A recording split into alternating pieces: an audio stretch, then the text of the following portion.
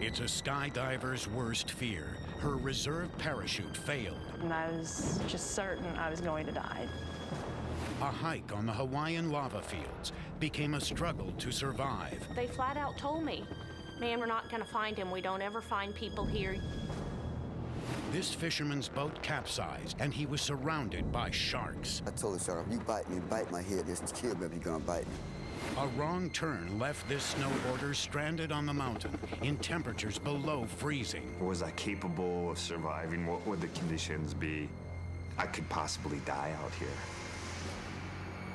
As a hurricane pounded New Orleans, this family's home became a death trap. How deep will this water get? They all faced life and death challenges. These are their stories. Skydiving was something I'd wanted to do since I was 10, 11 years old. On her 21st birthday, Shayna Richardson, a Missouri travel agent, finally got her wish. It was everything she had ever dreamed of. After my first jump, I was in love with it. It was just the most amazing thing I'd ever done. One of the instructors at Shayna's jump school was Rick West. He saw right away that Shayna had a gift for his favorite sport. All of Shayna's initial skydives were perfect. Love blossoms quickly when you're up in the clouds. The two were soon diving together and dating. It is like flying. You're just soaring through the air, completely carefree. In all her previous jumps, Shayna's parachute opened automatically when she left the plane. But this time, she would free fall thousands of feet before deploying her chute on her own. It's called an accelerated free fall, or AFF. Falling at 120 miles an hour towards the earth is a rush that most people will never experience. Rick would record the experience with his helmet video camera. All right, Shayna, what are you getting ready to do? My first AFF.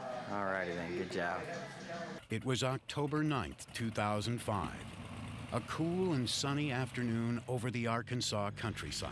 Oh, I was ready. That day, I had never felt better. And the first thing we did was we got to 10,000 feet. Rick opens the door. He climbs out of the plane. As soon as he says it's okay, I climb on out and I stand on the strut next to him. And then we let go of the plane. We're falling together. He's right there with me. As soon as I deploy my canopy, Rick lets go of me. Rick saw that Shayna had opened her parachute correctly. Woo! Good job, Shayna. Yeah, my girl. Confident in her form, Shayna then executed some practice maneuvers, but she had never practiced for what was about to occur. I lost control, and I started spinning, and I didn't know why. All I knew is I heard a snap, and I started spinning. A toggle came loose, and she panicked. The loose toggle worked like a locked steering wheel in a car. Shayna was unable to get out of her spin. And I didn't know what happened, so I had no idea how to fix it. In the heat of the moment, I panicked. I didn't know what to do. What Shayna did know is that she had a reserve parachute. I knew if I pull out my reserve, I'm gonna be okay. And the second the reserve came out and was over my head, that's when I knew I had a problem. And I was thinking, oh yeah, she got a good reserve. And I'm like, oh, it ain't good, it's spinning. It is a skydiver's worst nightmare. Shayna's reserve parachute had failed. And I'm worrying, hoping, trying to yell at her, want her to yell back, so I don't want her to pass out, and all the blood's rushing to her feet. Shayna! A desperate Rick yelled out a maneuver that might save her life. Pump the brake! Shayna was flailing helplessly, falling to the ground at 50 miles per hour. We both knew what was getting ready to happen. And I was just certain I was going to die.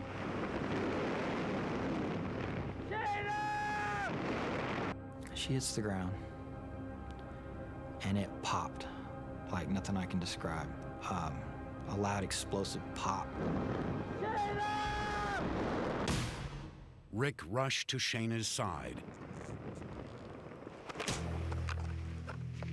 Ditched my gear and took off running to her. At about the third step, I was so in shock that my knees almost buckled because she's not moving, and I'm seeing her face down in a pool of blood. It was horrible. And I grabbed her and took a hold of her, and I was upside down looking down at her, and she's bleeding out her eyes, her nose, her mouth, and just blood everywhere. And I'm just thinking, what do you tell somebody before they die? What do you say? Shayna had crashed face first into a parking lot next to a church. Church members called 911 and then gathered in a circle around her to pray. Hit a parking lot, and I heard by the radio report en route was hit face first that, you were expecting the worst. I remember pulling into the parking lot and driving up on the scene, just a big pile of blood. I assumed she was dead. In the large pool of blood, paramedics saw something that made them fear the worst. Looked yellow, and I really, be honest with you, at first glance, thought it was brain matter. But what he thought was brain matter turned out to be Shayna's teeth. Shayna wakes up, finishes spitting a couple teeth out that hadn't already fell out, and starts talking. Am I alive? Am I in heaven? Am I still in Arkansas? Because I knew what had happened, but I didn't know why I was talking to him. I didn't know why I was alive. I remember the creepiest thing was her being alive, and you're just going, wow, holy cow. The paramedics worked hard to stabilize Shayna so she could be airlifted to a hospital.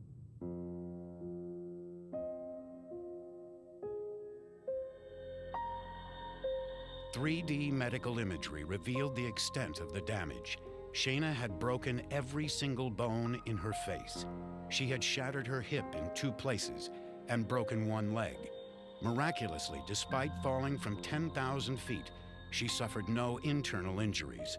Doctors believe her full frontal collision distributed the impact throughout her body. Amazingly, it seemed like she might pull through. In the emergency room, I realized that this can't be a dream. This is too real. But the biggest shocker of the day was yet to come. A blood test showed that Shayna was 2 weeks pregnant. And I realized I've got to let him fix me so that I can take care of my baby. And I'm thinking, oh, great, I'm gonna have a baby with you. I'm happy, and then I'm sad. Is this baby gonna live? It has taken 5 operations to rebuild Shayna, and there are many more to come. I have 15 metal plates in my face. My nose was completely rebuilt with bone that they removed from my forehead to put in my nose. Since the accident, she has been unable to work, and her insurance did not cover her injuries. Yet she remains upbeat. Since the accident, I am much more believing in the fact that there is nothing that can stop me. A sonogram confirmed that Shayna and Rick will give birth to a baby boy. And after all she's been through, Shayna is still determined to fly. I lost the battle, but I'll win the war. And I will go back and I will show that I can do this. I'll do it right next time. Next, a sightseeing venture in Hawaii turns to disaster. I left that search site knowing that he was dead.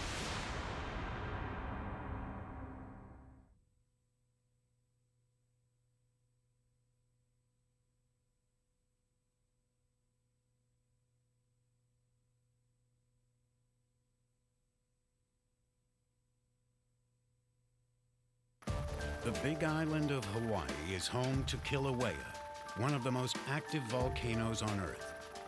Each year, thousands of tourists come to see its magnificent lava flows. But for those who get too close, beauty can be deadly. The hazards are tremendous. Lava is very sharp, very weird shapes, and very difficult to walk across. You could slip through, you could break through and get burned. Or you could disappear as an entire coastline collapses suddenly into the sea. Holy booker. Dewey Gadke wasn't worried about these hazards. Traveling alone on a business trip to the Big Island, the internet entrepreneur and father of 2 girls was eager to see the wonders of the great volcano. Despite the dangers, he wanted to see it during the best viewing time, at night. Adventuresome would be a mild statement. He has his entire life been into anything and everything he can get into. Dewey parked his car at the edge of the lava fields at 9 p.m. He carried only a flashlight and his video camera with which he would document his hike. But this is like being on the moon, the roughest, hardest, blackest terrain I've ever seen. I got there and it was amazing. The lava was flowing and red, and it was just amazing and beautiful. It was nearly 1 a.m. when he started the long hike back. The moon's going down, clouds came across and made it even darker. In the dark, Dewey became disoriented and completely missed the road where he had parked his car. This is what I've been walking on for the entire night. Miles and miles and miles of this, as far as the eye can see. By mid-morning, the clouds moved in, and he felt like he was wandering in circles. Despite being very lost, he wasn't worried. It's a national park, and there's 10 tourist helicopters over there every day. But the volcano, with its razor-sharp lava rock, had other plans for him. I cut myself lengthwise on a vein, so a lot of blood came out, and I got it to stop with pressure. It was a sprayer, and I was pinching it and holding it over my head. He managed to stop the bleeding, but the fall had also re-injured a sprained ankle, leaving Dewey with a painful bone bruise. I went down pretty hard. With every step becoming more painful, he searched for a way to signal for help. His video camera now became his lifeline. He broke a mirror out of the carrying case to alert a helicopter, and the camera itself would be his confidant. And either they don't see it, or they don't know what SOS means. So I'm gonna keep walking. It's starting to get late, and I don't want to spend another night here. Looks like I might have to. The lack of water was starting to impact me. Because the dehydration had kind of shut off some of my rational function, I was just scared. I kept doing this thing back and forth, and I was having no luck getting the helicopters to see me, and I was also not finding near enough water. Panic was setting in, and Dewey knew he had to fight it to stay alive. Years earlier, he studied a meditational technique called Hakomi. He used it now to clear the fear that was clouding his mind. And it was at that time, I think I closed my eyes and I just said, what do I do? And it was really, really clear. Water. I don't need a helicopter, I need water. As he stumbled over another mound of treacherous lava, he couldn't believe his eyes. A lush jungle springing out of the lava field. When lava completely breaks down, it leaves a highly fertile soil. Dense jungles sprout, like oases in the desert. I just crawled on my hands and knees 300 yards through the thickest underbrush I've ever seen in my life. Good news was a lot of the leaves in there had water on them, so I was able to get a little bit of water to drink. It was not enough to quench his thirst. He continued crawling through the thick jungle in search of any moisture he could find. I happened to set my left hand on the base of a tree to support me while I was leaning over licking some leaves, a green moss growing there, and I tore it off, and I squeezed it and a little trickle of water came out.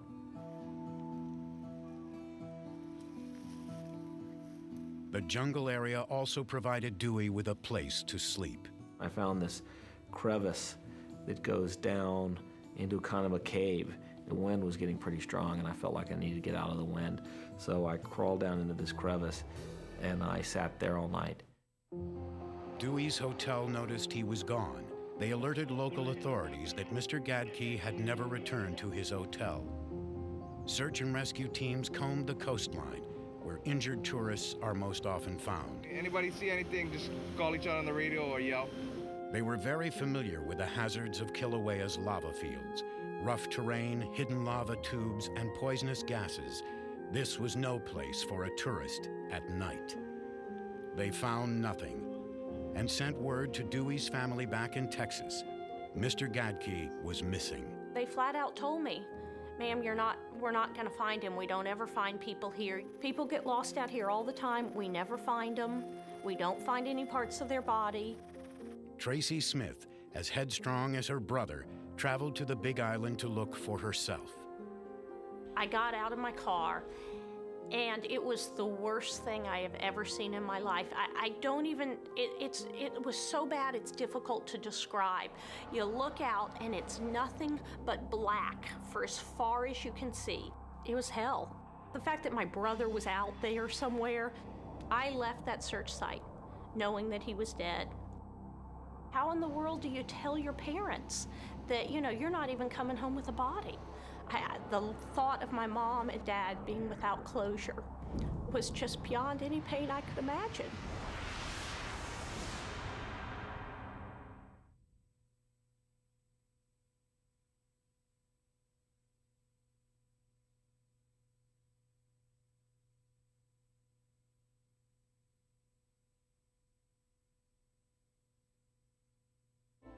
It had been 3 days since Dewey Gadke got lost in the lava fields on the Big Island of Hawaii. His feet and hands were torn and bloody from the lava rock. He had twisted an ankle, and he had to get by with very little food or water. But his luck was about to turn. When I woke up in the morning, there was a plant, one of the biggest ones I'd seen, of this green moss down in that cave. And so that was my breakfast. I squeezed that and drank that. It was green and muddy, but it was great at that point. I was really grateful for it. During the night, he had decided he would make another attempt to hike out of the lava fields. The sun has arisen in the wrong place this morning, diametrically opposed to where I thought it should be, so I don't even know which way would be back at this point. At that point, my feet and my legs were really wearing out.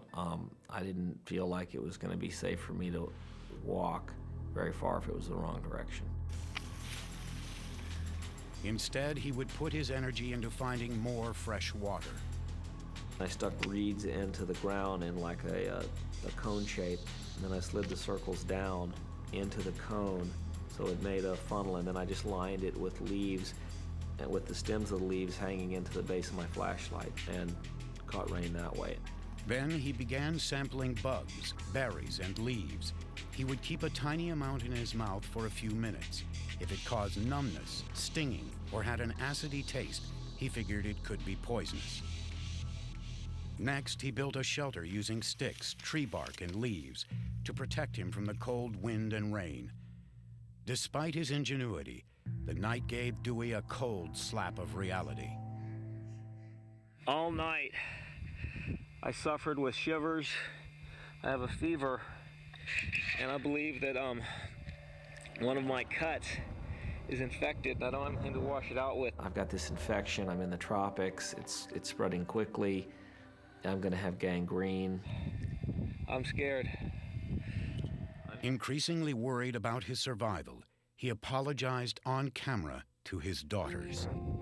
Trina and Tara, if I don't make it back, guys, I am so sorry I put you guys through this. Such a silly and stupid mistake. I'm realizing how much pain I'm putting my family through, and I'm sorry. 10 miles away in Hilo, Hawaii, his sister Tracy had to tell her mother that after 5 days, the search for Dewey had been called off. I said, Mom, I need you to know there's not a very good chance that I'm going to bring any part of him home. And she just said, Tracy, I'm preparing myself for that. And that was definitely the worst moment of my life is that conversation. Well, things are feeling pretty desperate here. Both of my feet are just, I can barely walk. They hurt like hell. My left calf has gone out, so I can't even balance really well. His only chance was to find some way to contact the helicopters overhead. I've been trying to, I realized without my mirror working, I need a fire. But everything around him was soaked by the rain. And I was thinking if I just had a magnifying glass. This is the really sad and scary part, because this camera's the only thing I have to talk to. So, at this particular point of desperation, thinking I better turn off this camera and bust it open and try to get a piece of glass out of it that I can use to start a fire.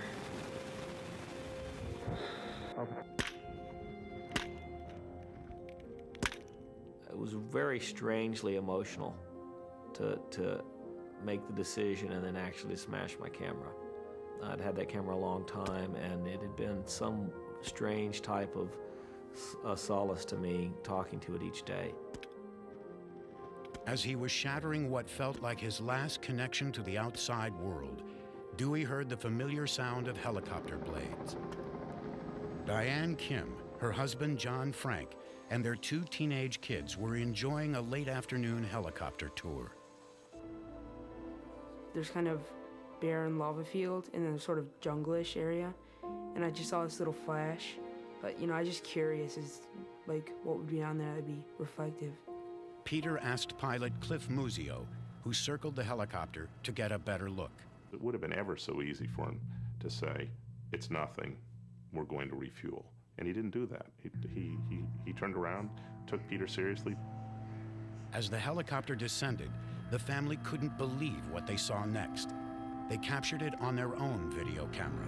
There's a guy coming down the path. Yeah, he needs help. He's waving you down.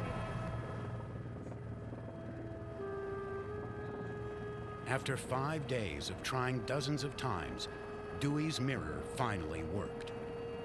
As we came down, seeing a man there was like finding a person on the face of the moon. That you could no more have expected someone to be there. So barren.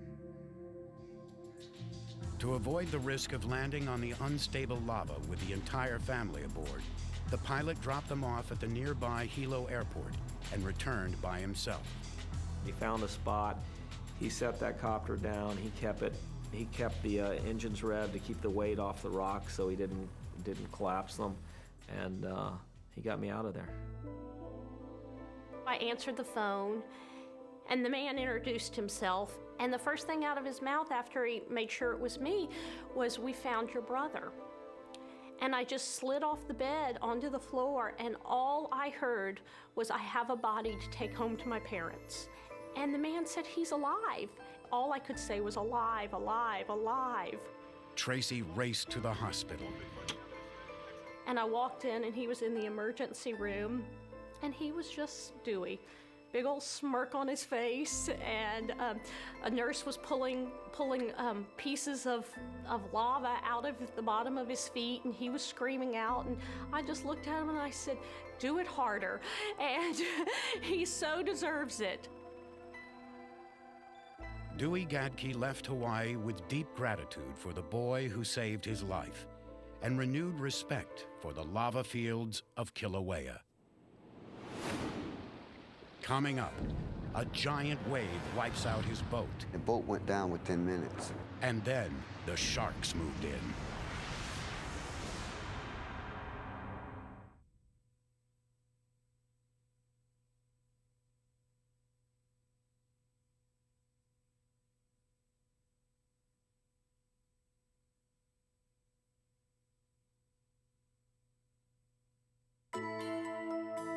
For Rogers Washington, fishing is not only his profession, it's his passion. Love it. I can fish every day. Nothing else. I love the ocean. It's a passion he shared with his lifelong friend, 62-year-old Robert Moore.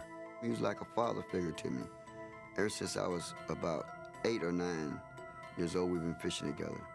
Robert loved to fish, barbecue, and entertain. He was known for his patience and good advice. Friends called him Old Man. He was my best friend. Their last fishing trip on November 8, 2005, started out like any other. It was 1 to 3 foot seas, real nice. And you're looking at the sun and the clouds coming up. It was lovely. The two men motored 8 miles out into the deep water of the Gulf Stream. They were fishing when a rogue wave came out of nowhere and sank their boat. Never in my life. Never seen nothing like that happen to no one before. They just took the whole back end of the boat down. And the boat went down within minutes. I've never seen like that happen before in my life. Rogers knew their only chance of survival was in that sinking boat. So I just followed the boat down and caught up with it and grab hold to it and pull myself to my compartment. With the boat taking him toward the bottom, 800 feet below, he desperately grabbed whatever he could: life jackets, a whistle on a floating keychain, and a distress horn. A cooler lid from the boat also bobbed to the surface. The two men grabbed onto it and hung on.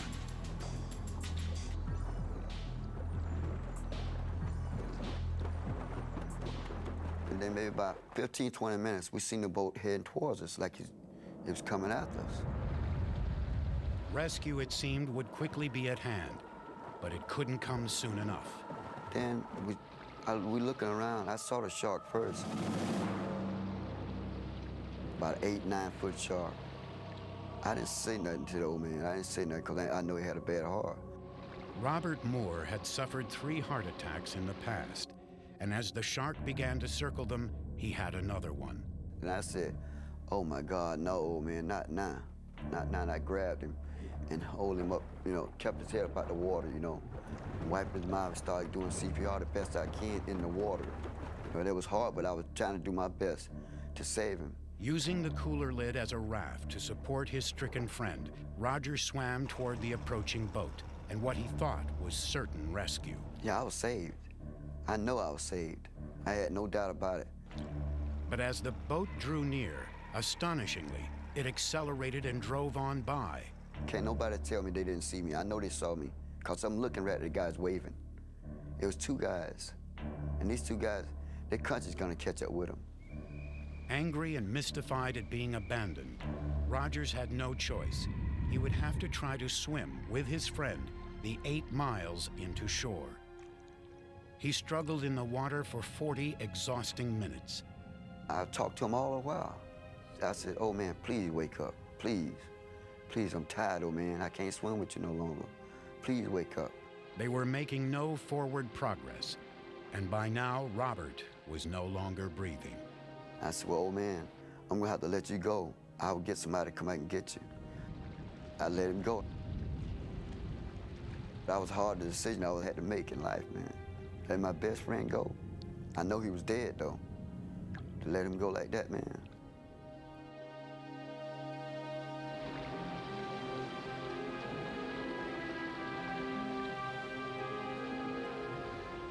So I started swimming, and about 3 hours later, I see this other boat, this sailboat.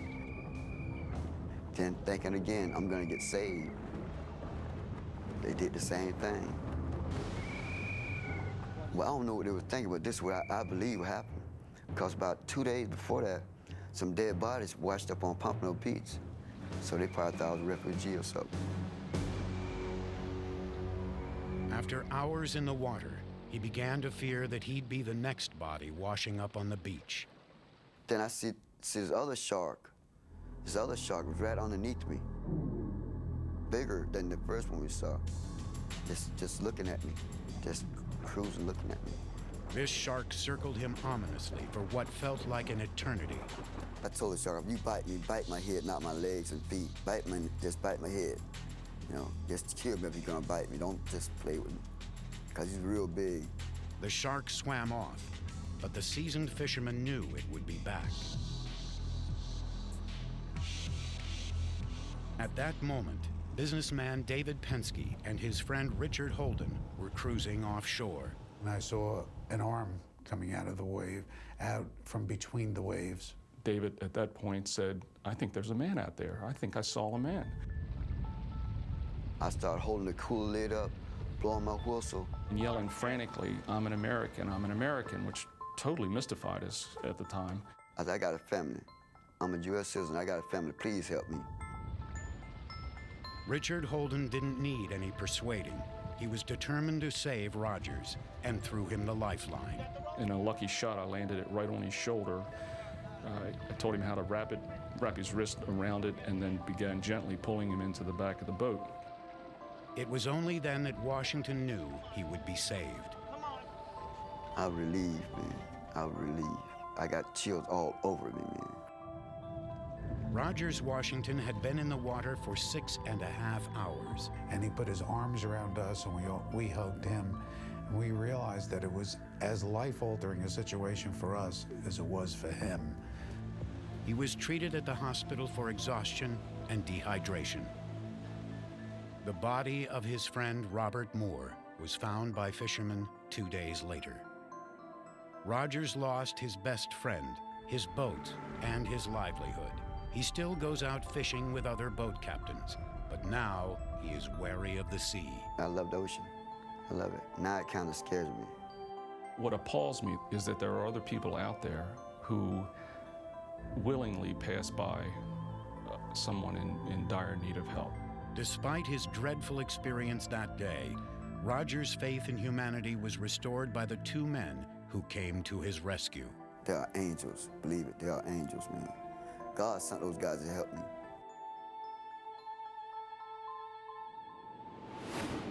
Next, a snowboarder vanishes in weather so cold, no one believes he can survive. They weren't talking about looking for a dead body at that point, but I think that that was on everyone's mind.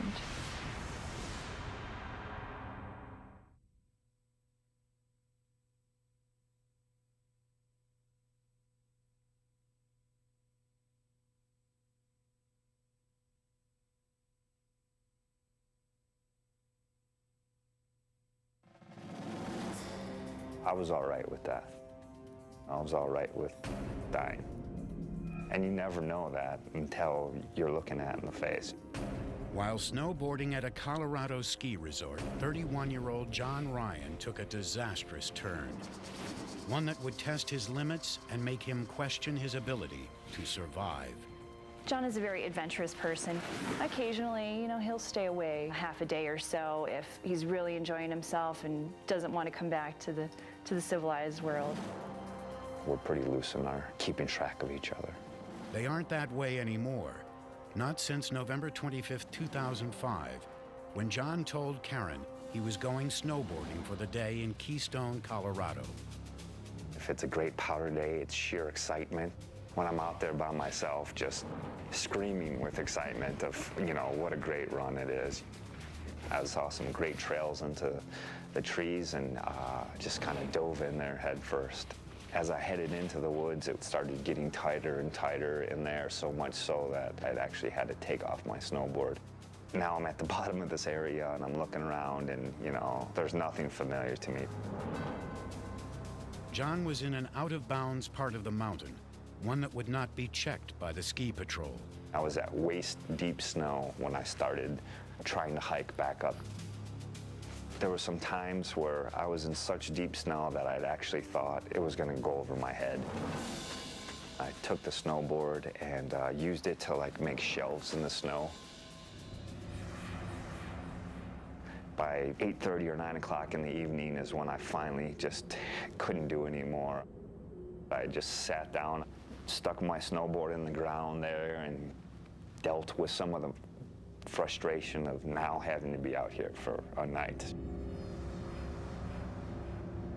After the frustration went away, fear came into it. I got a little panicky. Was I capable of surviving? What would the conditions be? And then I started thinking about my wife, and I could possibly die out here. John did his best to stay warm throughout the long, bitterly cold night.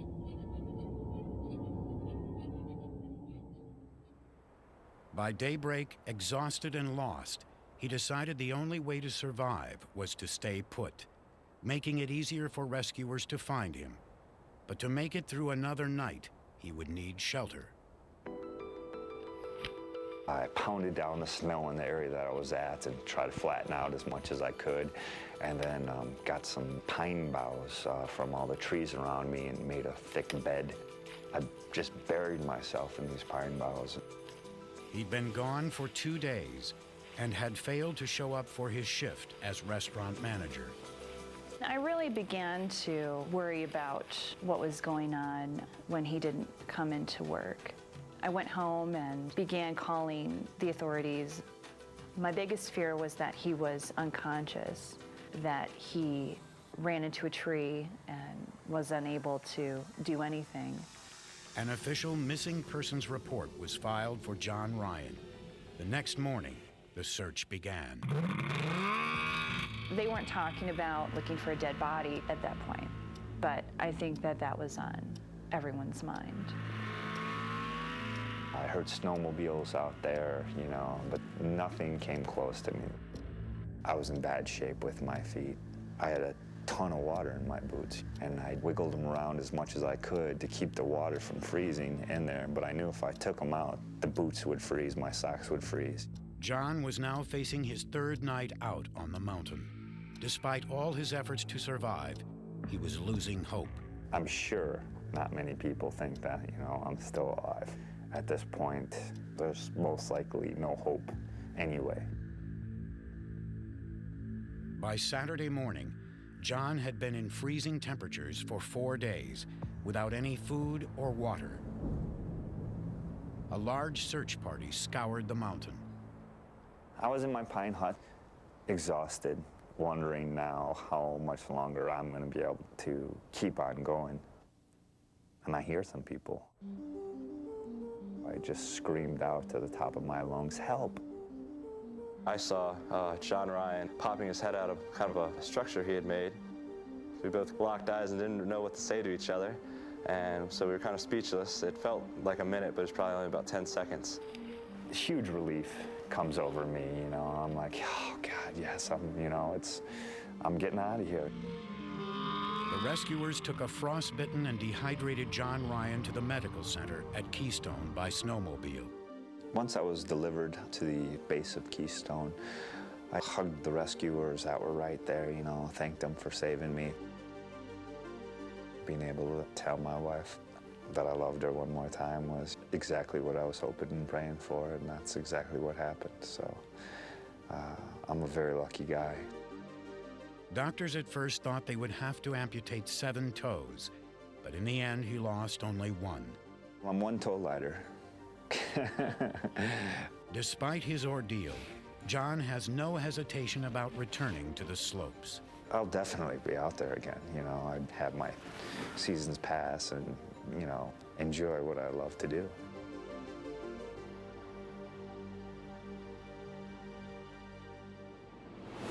Coming up, Hurricane Katrina turns this family's home into a deadly trap.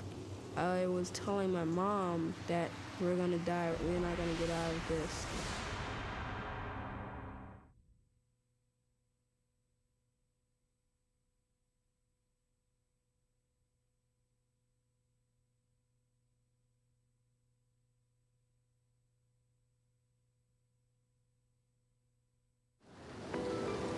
It was one of the deadliest storms on record.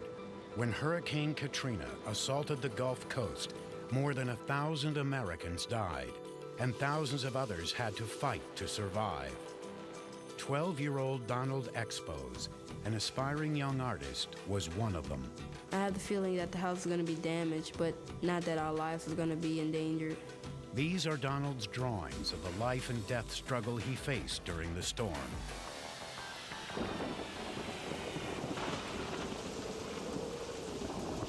We heard a big shatter in our living room, and turns out it was our front window. The floodwaters that were leveling New Orleans were pouring into the little apartment where Donald and his mother, Troy, lived. The water was getting darker and deeper, and, you know, it was kind of scary because we didn't really know what was going on. Soon the living room furniture was afloat. I was thinking about how are we gonna escape this? You know, how deep will this water get? Without a ladder, the attic was out of reach. We were panicking. The water was roaring and rising fast. Donald was petrified. He had never learned how to swim. He's treading water in this room that's so loud and it's filling with water. His mom did not know how to swim. She was just holding on, just scared. And the water's just a few inches below the ceiling. I was telling my mom that we're gonna die, we're not gonna get out of this.